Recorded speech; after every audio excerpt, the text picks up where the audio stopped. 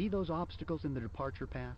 See that short runway? Well, this is why pilots practice short-field takeoffs, and now you'll get a chance to practice one yourself. Let's run through an abbreviated takeoff checklist and prepare the airplane for a short-field departure. First, let's make sure those brakes are on. Our cowl flaps are open, and the mixture is full rich. I'd say we're ready to go. Let's apply full power with the brakes on. When the power reaches 29 inches of manifold pressure, release the brakes for departure and keep the airplane in the middle of the runway.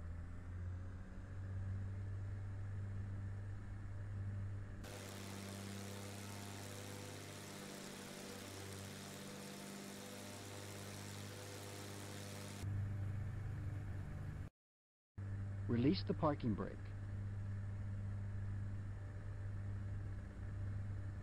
As soon as we've established a positive rate of climb, let's get that gear up.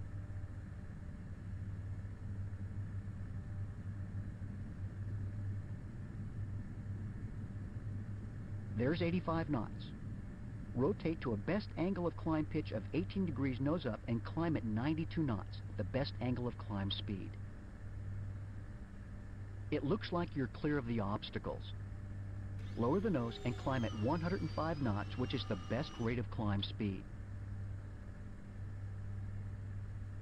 When you reach 2,000 feet, a good maneuvering altitude, that would be a good time to reduce the manifold pressure to 25 inches and the RPM to 2,500 for a climb. Speed up.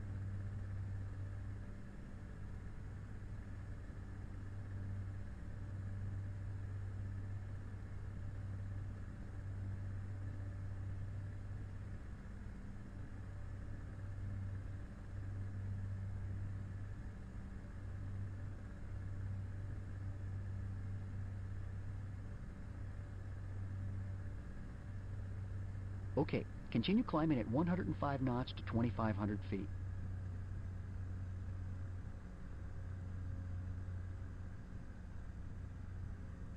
At 2,500 feet, we'll turn crosswind to a heading of 340 degrees. Let's use 20 degrees of bank for all our maneuvers.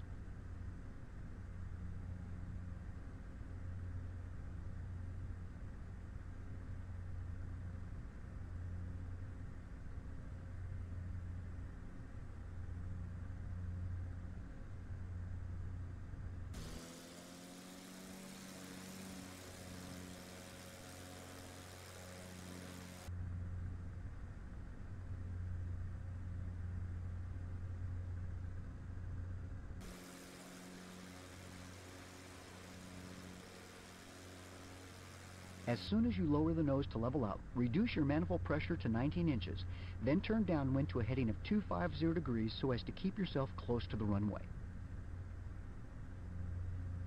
You're coming up on 3,500 feet, so let's begin the level out.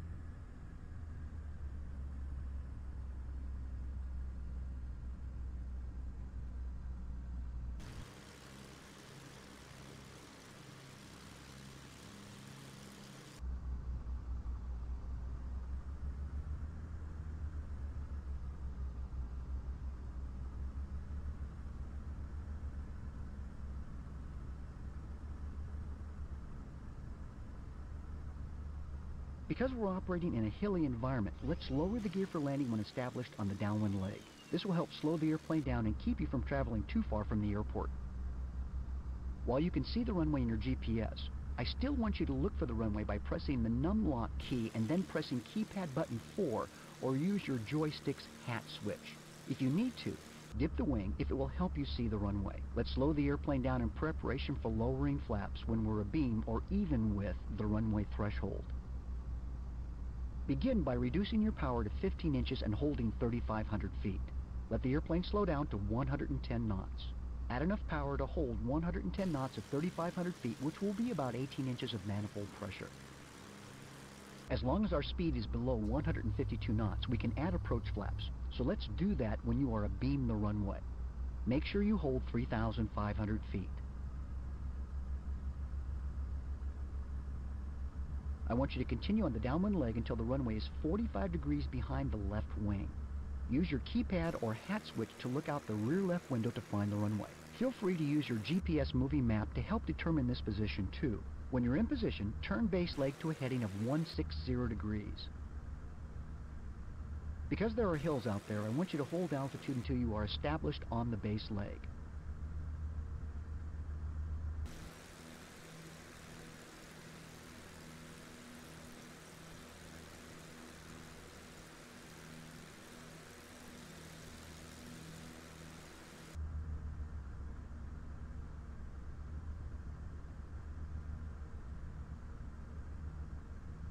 Okay, reduce your power to idle, add full flaps, and begin a descent at 110 knots. At this point, the science of flying becomes more of an art. I want you to check for the runway using your keypad, hat switch, or moving map. Speed up. You'll need to align yourself with runway 7. When you turn on to final, I want you to use an approach speed of 97 knots. Now is a good time to run through that GUMP checklist. Let's start our turn to final now.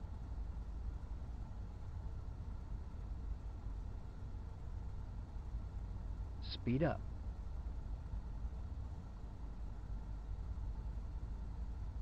Bank the wings more.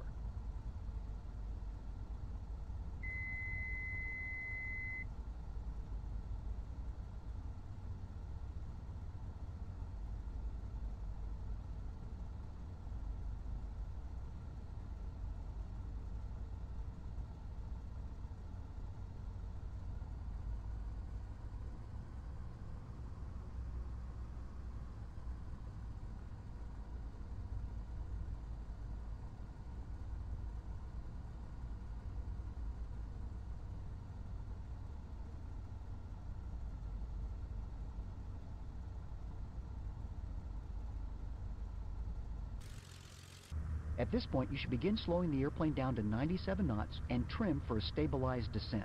Speed up. At this point, you want to pitch to maintain 97 knots and adjust your power to control your glide path. Slow down. Your objective is to clear the terrain on the approach and put the airplane down on the beginning of the runway.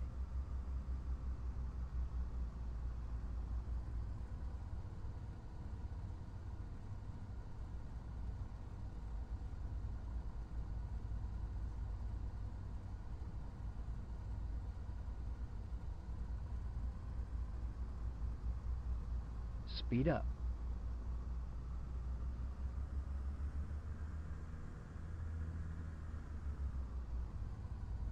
Speed up.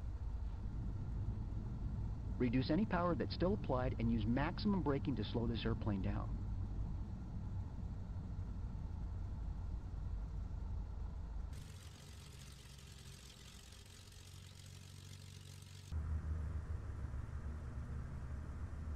Congratulations. You've just made a great short field landing. You deserve a prize. Guess what? Come into the flight school because I've got a sweater for you. Yep, it's a cashmere sweater.